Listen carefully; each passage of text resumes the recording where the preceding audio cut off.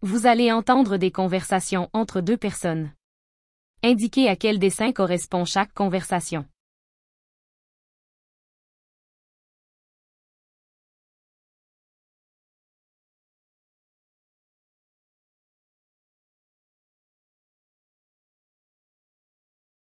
Tu vas encore au travail en voiture?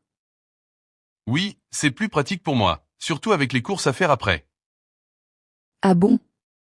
Pourtant, je pensais que tu avais pris un abonnement de bus pour économiser un peu.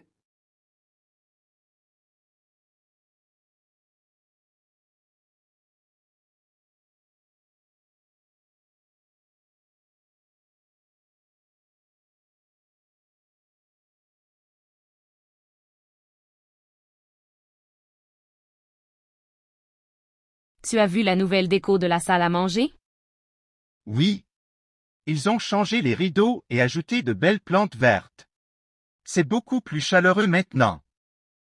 Ah, je croyais que tu parlais de la laverie qu'ils ont rénovée au sous-sol.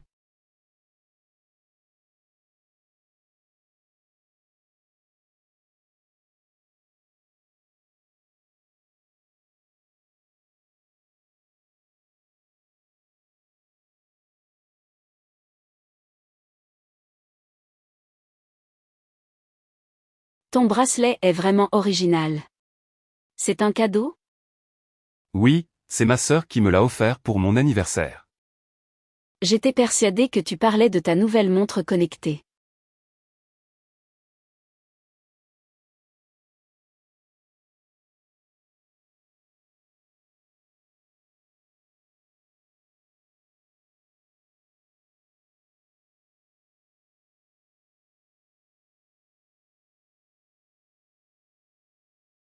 J'adore l'automne, surtout quand les feuilles deviennent rouges et dorées. C'est vrai que c'est magnifique. Et puis, il fait encore doux pour se balader.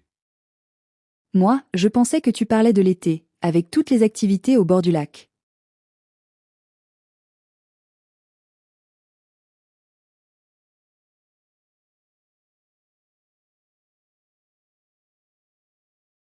Vous allez entendre des annonces diffusées dans un lieu public.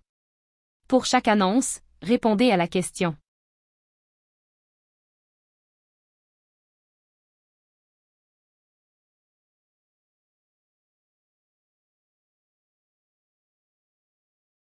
Mesdames et messieurs, veuillez prêter une attention particulière à cette annonce importante. Dans le cadre de notre engagement pour la sécurité alimentaire et afin de garantir la fraîcheur optimale des produits, nous vous rappelons qu'il est impératif de vérifier attentivement les dates de péremption apposées sur les denrées alimentaires conservées en réfrigération. Si, par inadvertance, vous repérez un produit dont la date serait dépassée, nous vous prions de le signaler immédiatement à l'accueil ou auprès de tout membre du personnel. Votre vigilance contribue activement à la qualité de notre service. Merci pour votre coopération.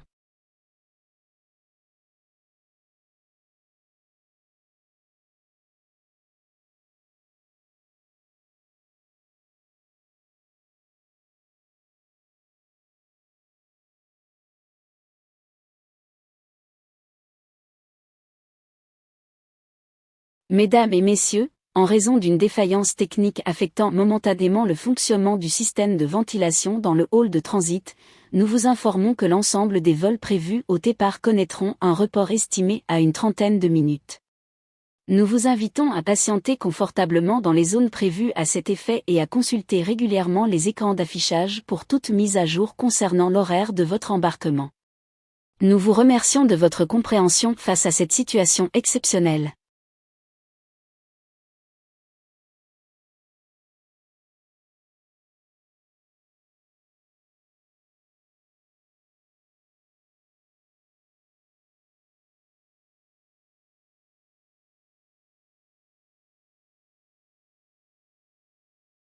Votre attention s'il vous plaît.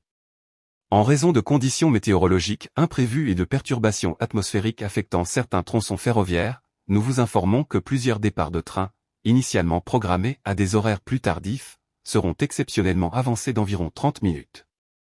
Nous recommandons donc à tous les voyageurs de se présenter en gare avec une anticipation suffisante afin d'éviter tout désagrément lié à ces modifications. Veuillez consulter les tableaux électroniques pour vérifier les horaires définitifs.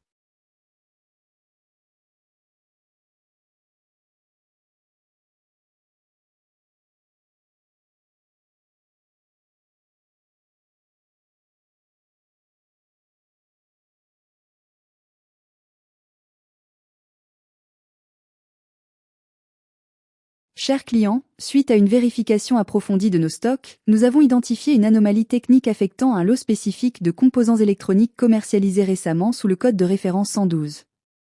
Afin de prévenir tout dysfonctionnement potentiel susceptible d'entraîner des dommages matériels, nous vous demandons de bien vouloir rapporter ces articles à l'espace « Service après-vente » dans les plus brefs délais. Une procédure de remplacement intégrale a été mise en place et s'effectuera gratuitement. Nous vous remercions pour votre réactivité et votre confiance.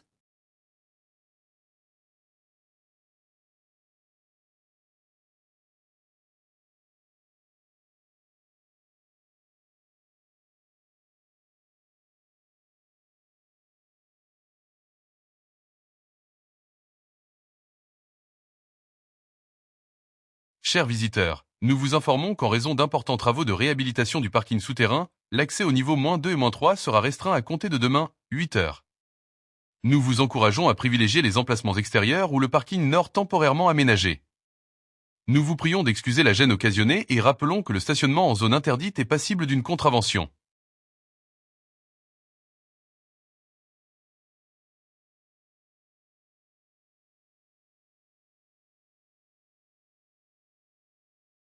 Vous allez entendre des messages sur votre messagerie téléphonique. Indiquez pourquoi la personne appelle.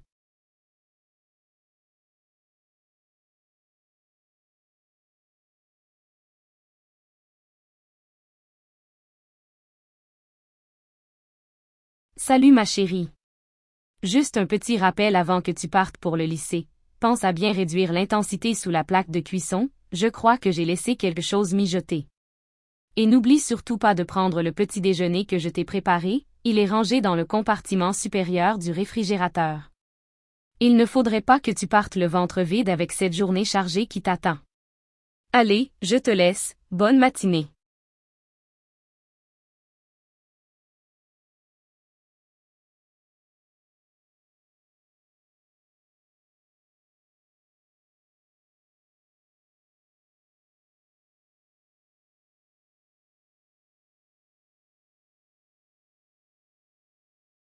Bonjour, c'est le responsable des plannings.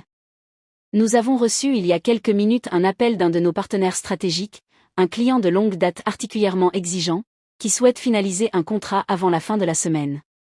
Pour cela, il serait nécessaire que tu écourtes exceptionnellement ta période de congé et que tu sois disponible dès lundi prochain.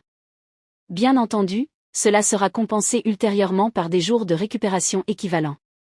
Merci de me confirmer rapidement si c'est envisageable pour toi.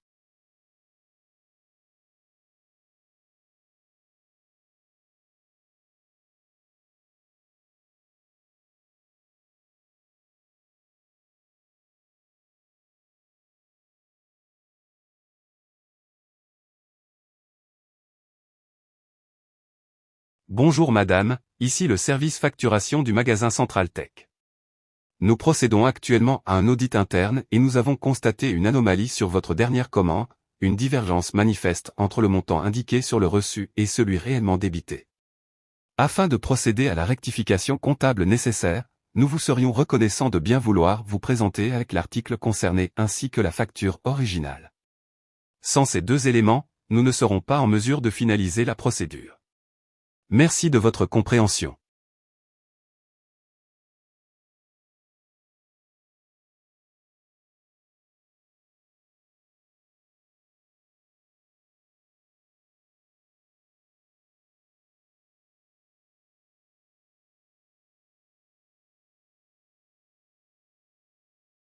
Bonjour, ici le service d'assistance passager de l'aéroport international. Nous vous contactons pour vous informer que votre vol initialement prévu à 17h45 a été annulé en raison d'une réorganisation opérationnelle imprévue. Toutefois, nous avons pris la précaution de réserver une place confirmée pour vous sur le vol suivant, qui décollera approximativement une demi-heure plus tard. Votre carte d'embarquement électronique sera mise à jour automatiquement.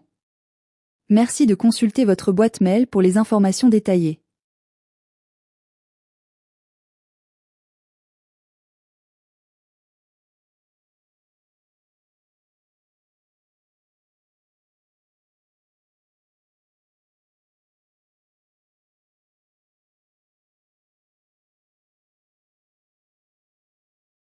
Salut.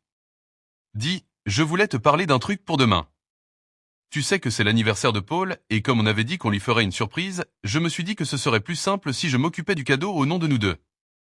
Comme ça, pas besoin de courir chacun de son côté, et on lui offrira ensemble. Tu me rembourseras ta part quand on se verra, ok? Tiens-moi au courant si ça te va, histoire que je finalise ça aujourd'hui.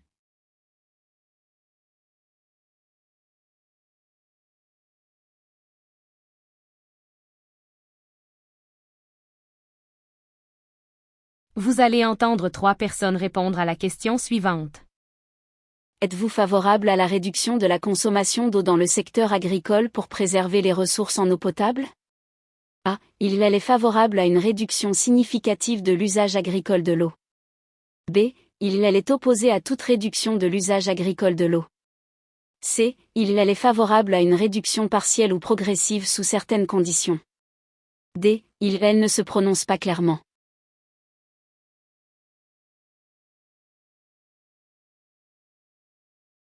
Personne A. En tant qu'hydrologue spécialisé dans la gestion durable des ressources, je considère que la priorisation de l'usage domestique de l'eau potable par rapport aux usages agricoles relève d'une logique de survie collective. Toutefois, il serait illusoire de réduire drastiquement l'irrigation sans repenser profondément les modèles de production alimentaire. Il s'agit davantage d'une réallocation raisonnée des ressources, soutenue par des technologies économes telles que l'irrigation goutte à goutte ou la réutilisation des eaux usées traitées. Préserver l'eau potable, oui, mais sans compromettre la souveraineté alimentaire.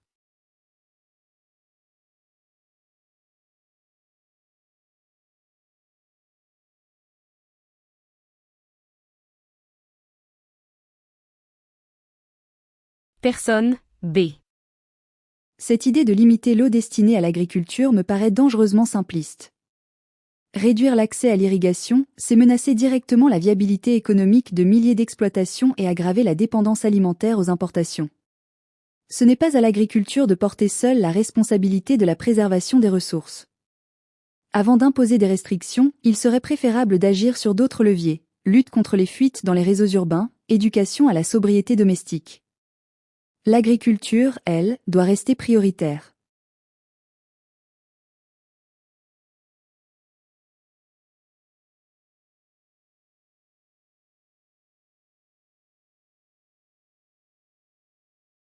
Personne C. Personnellement, je suis plutôt favorable à une politique de réduction progressive de l'utilisation de l'eau agricole, mais uniquement si cela s'accompagne d'une aide massive à la transition écologique des filières. Il ne s'agit pas de pénaliser brutalement les agriculteurs, mais de les accompagner vers des cultures moins consommatrices d'eau et des systèmes plus résilients. Ce que je rejette, c'est une approche autoritaire déconnectée du terrain. C'est un équilibre délicat, mais indispensable pour préserver l'eau à long terme.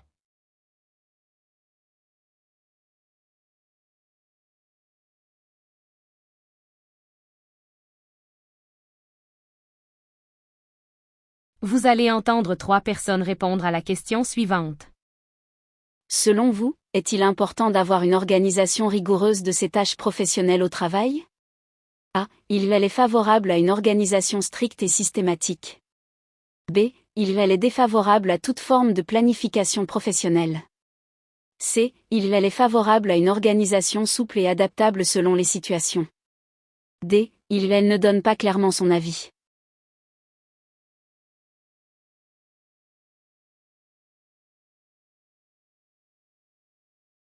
Personne A. Pour moi, l'efficacité professionnelle repose avant tout sur une structuration minutieuse des tâches. Dans mon secteur, où les délais sont serrés et les enjeux financiers élevés, une organisation millimétrée est un prérequis. Cela dit, je pense aussi qu'une rigidité excessive peut parfois brider la créativité ou empêcher la gestion souple des imprévus. L'idéal est de trouver un équilibre entre rigueur méthodologique et flexibilité opérationnelle.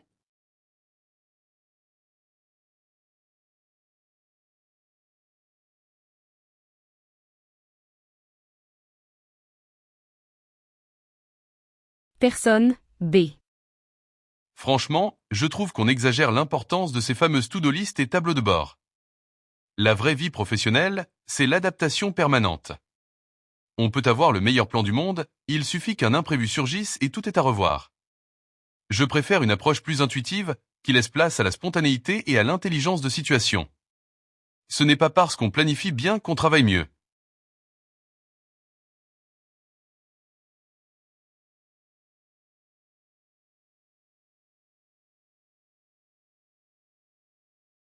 Personne, C. Je dirais que tout dépend du métier exercé. Dans certaines professions techniques ou scientifiques, ne pas structurer ses tâches peut conduire au chaos.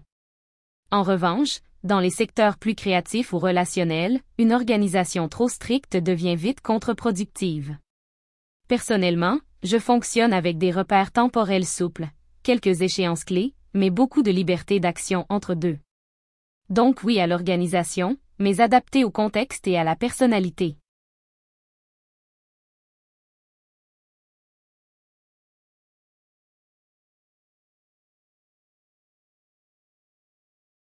Vous allez entendre des émissions de radio. Pour chaque émission, répondez à la question.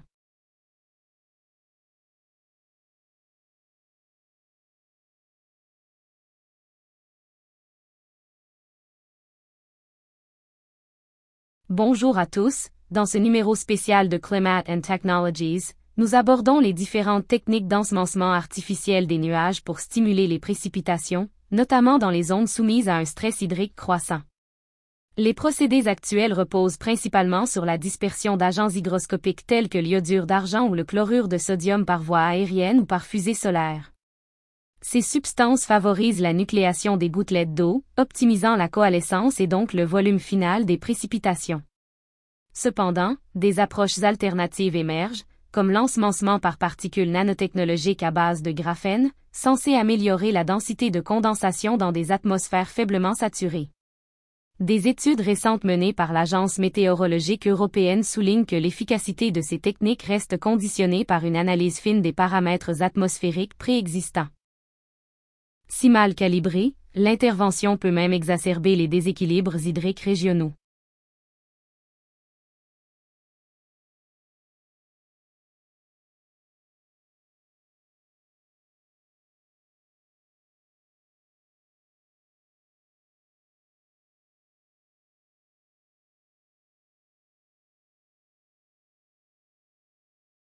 Bienvenue dans Géopolitique et Résilience, votre émission dédiée aux impacts structurels des crises contemporaines. Aujourd'hui, nous examinons les répercussions à long terme des conflits armés sur les infrastructures critiques d'un pays. Les études menées par le Centre international pour la reconstruction post-conflit révèlent que les guerres modernes détruisent bien plus que les bâtiments, elles désorganisent les réseaux énergétiques, provoquent l'effondrement des systèmes hydrauliques et paralysent les chaînes logistiques essentielles. Les infrastructures linéaires, comme les voies ferrées et les pipelines, sont particulièrement vulnérables car leur restauration nécessite une coordination multisectorielle complexe. Mais au-delà des pertes matérielles immédiates, ce sont surtout les dommages systémiques qui posent problème, perte de compétences techniques locales, fuite massive des cerveaux, et désintégration des capacités institutionnelles à planifier la reconstruction. Même après la fin des hostilités, ces séquelles peuvent plomber le développement économique pendant plusieurs décennies.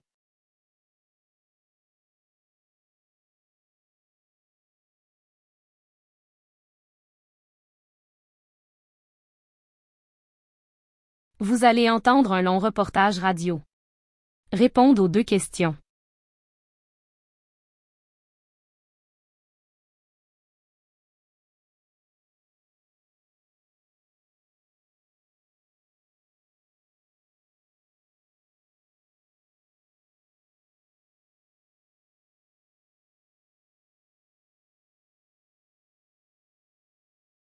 Professeur Lemoine, quelles sont les conséquences majeures de la pollution des écosystèmes sur la faune future?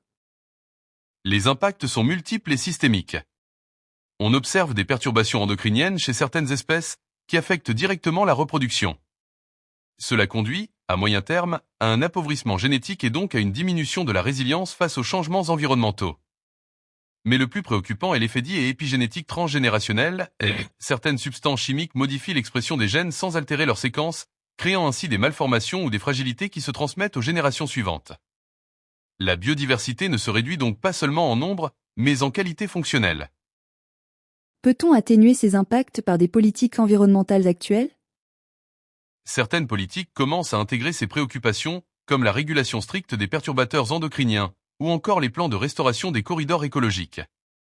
Mais cela reste insuffisant si ces mesures ne sont pas coordonnées à l'échelle internationale. Le principe de précaution génétique devrait guider toute intervention future.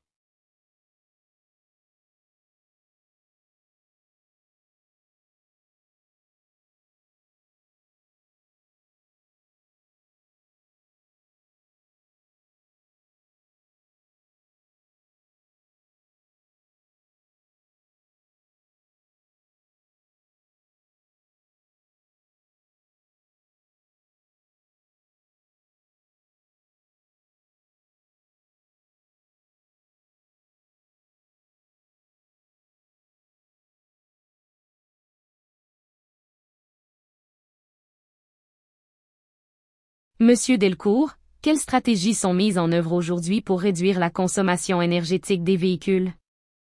L'approche est multidimensionnelle. On agit à la fois sur l'allègement des matériaux, avec l'utilisation accrue de composites polymères renforcés de fibres, et sur l'optimisation des chaînes cinématiques via l'hybridation ou l'électrification. Les logiciels embarqués jouent également un rôle crucial. Les algorithmes de gestion énergétique adaptative permettent d'optimiser en temps réel le rendement moteur. Enfin, l'aérodynamisme est retravaillé au millimètre près, car à haute vitesse, les frottements de l'air représentent plus de 50% de la résistance à l'avancement. Quelles mesures complémentaires les États mettent-ils en œuvre? Certaines politiques commencent à intégrer ces préoccupations, comme la régulation stricte des perturbateurs endocriniens, ou encore les plans de restauration des corridors écologiques. Mais cela reste insuffisant si ces mesures ne sont pas coordonnées à l'échelle internationale. Le principe de précaution génétique devrait guider toute intervention future.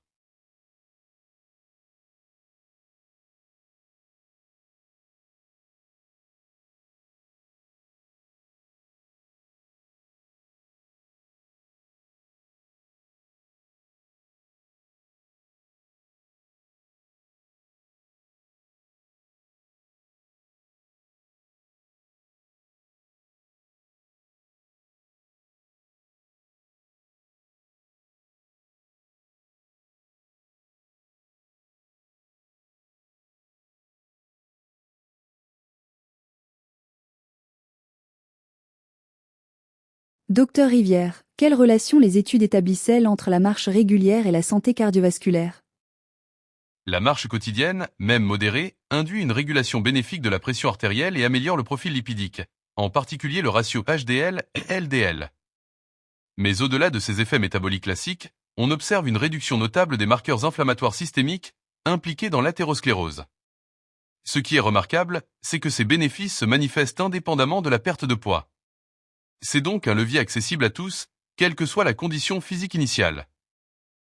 Y a-t-il un seuil minimal recommandé pour obtenir ces effets protecteurs? Les recommandations actuelles évoquent un minimum de 7 000 à 10 000 pas par jour, mais ce chiffre reste indicatif. La régularité prime sur l'intensité. Même de courtes séquences de marche fragmentées peuvent produire des bénéfices cumulatifs notables.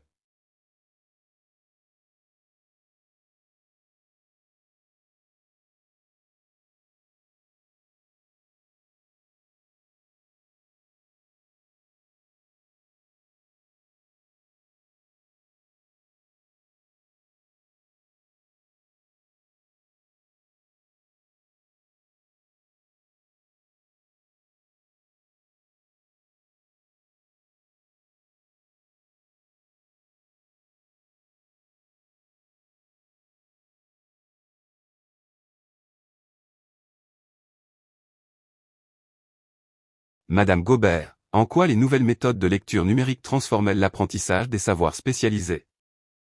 Ces méthodes introduisent une dynamique d'apprentissage non linéaire. Grâce aux fonctionnalités d'annotation interactive, d'hyperliens et d'indexation intelligente, le lecteur construit un parcours cognitif personnalisé, souvent plus efficace que la lecture linéaire classique. Cependant, Cette fragmentation peut générer une surcharge cognitive si elle n'est pas maîtrisée. La compréhension profonde nécessite encore des phases de relecture attentive et des synthèses personnelles. Quelles innovations techniques améliorent concrètement l'assimilation des contenus? L'intégration d'algorithmes d'analyse sémantique, permettant de générer des résumés automatiques ou des cartes mentales, constitue un atout majeur. Associées à des plateformes collaboratives, ces fonctionnalités facilitent l'appropriation active des connaissances.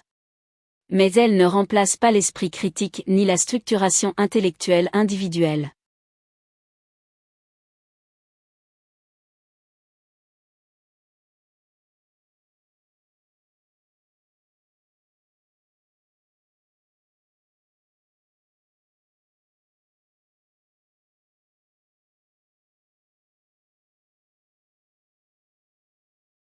Documents divers.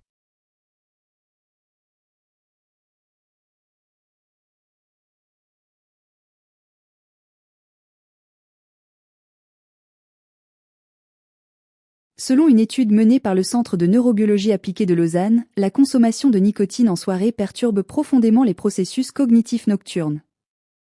La nicotine, bien qu'agissant comme un stimulant transitoire des circuits dopaminergiques, interfère avec la phase de consolidation mnésique durant le sommeil paradoxal. En outre, le tabagisme chronique altère la perfusion cérébrale, diminuant l'efficacité synaptique et ralentissant la vitesse de traitement informationnel après minuit. Cette combinaison de facteurs réduit globalement les capacités d'analyse, de résolution de problèmes complexes et de rétention d'informations, en particulier chez les individus présentant déjà des troubles du cycle circadien.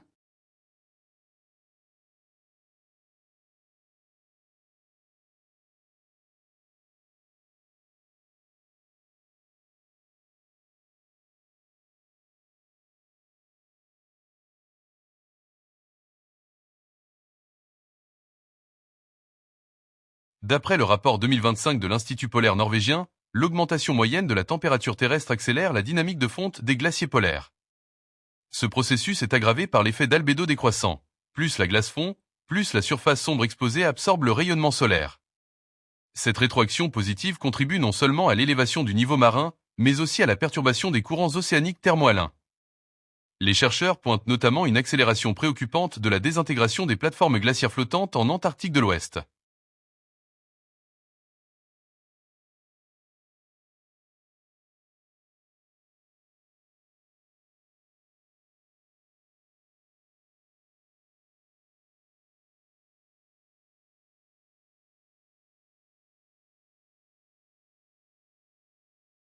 Les experts en ingénierie thermique de l'Université de Gand affirment que l'isolation performante des bâtiments constitue l'un des leviers les plus efficaces pour réduire la facture énergétique des ménages. Les matériaux isolants modernes, comme les aérogels de silice ou les panneaux à vide, diminuent significativement les transferts thermiques par conduction. Cette réduction des pertes énergétiques entraîne une diminution directe de la demande électrique pour le chauffage ou la climatisation. Toutefois, ces investissements initiaux requièrent une planification budgétaire rigoureuse pour être rentabilisés sur le long terme.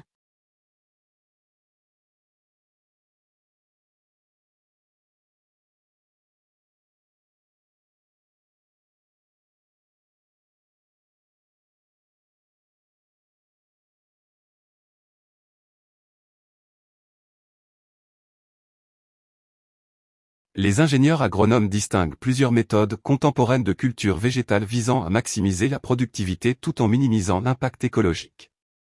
Parmi elles, l'agriculture hydroponique, qui permet une gestion fine des nutriments sans sol, l'aquaponie, intégrant élevage piscicole et culture végétale symbiotique, et l'agriculture régénérative, axée sur la restauration de la biodiversité microbienne des sols. Ces approches, combinées à des technologies de capteurs connectés, offrent des perspectives durables face aux défis climatiques.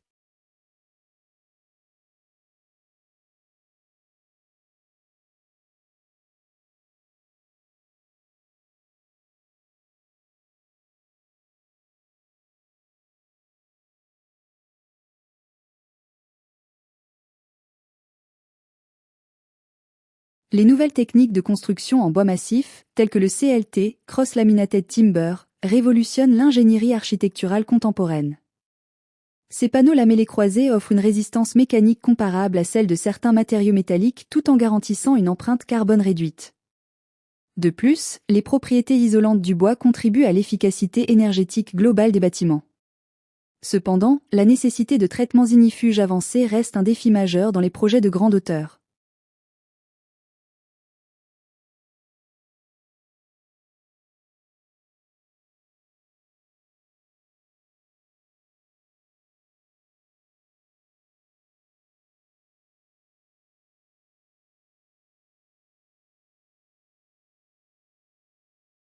Les écosystèmes végétaux sont étroitement corrélés au régime pluviométrique.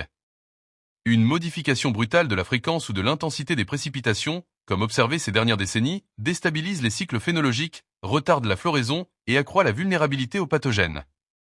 De plus, les épisodes de pluie excessive favorisent l'érosion des sols, réduisant la capacité des végétaux à absorber les nutriments nécessaires. Cette double contrainte hydrique met en péril la résilience des couverts végétaux, en particulier dans les zones semi-arides.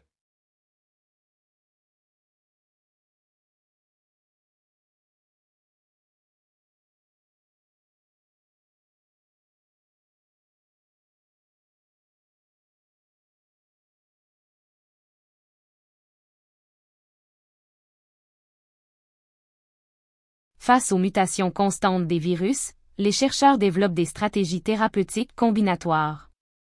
Les antiviraux directs ciblent les enzymes virales spécifiques, tandis que les immunomodulateurs renforcent la réponse cellulaire de l'hôte. Par ailleurs, les antiviraux à large spectre, reposant sur des mécanismes génétiques conservés, permettent d'anticiper l'émergence de nouvelles souches. Ces traitements sont souvent accompagnés de protocoles de vaccination ciblés pour limiter les flambées épidémiques.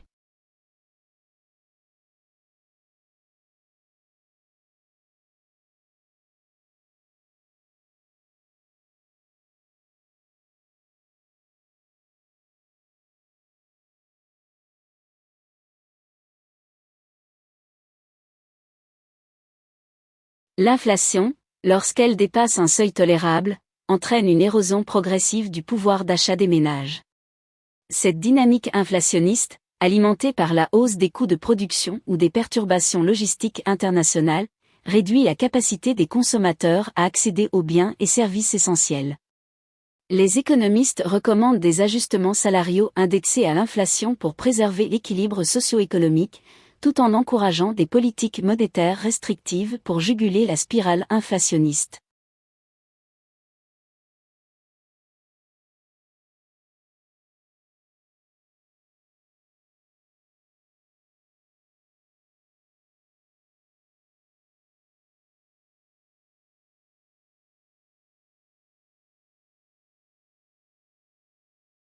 Les pédagogues modernes utilisent plusieurs approches combinées pour optimiser l'apprentissage linguistique chez les enfants: l'immersion précoce, la méthode communicative, et l'usage des supports ludiques interactifs.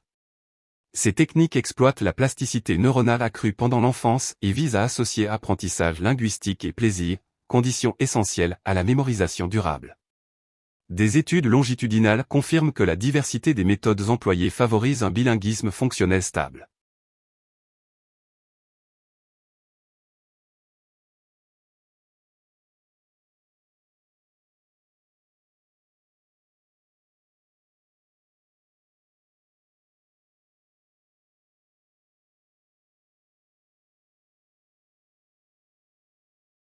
Selon l'Agence européenne pour l'efficacité énergétique, une pression inadéquate des pneus constitue un facteur non négligeable d'augmentation de la consommation de carburant.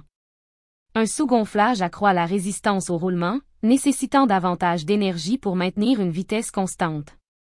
À l'inverse, une pression optimale maximise le rendement énergétique et réduit l'usure prématurée des pneumatiques. Cette optimisation s'inscrit dans une stratégie globale d'éco-conduite.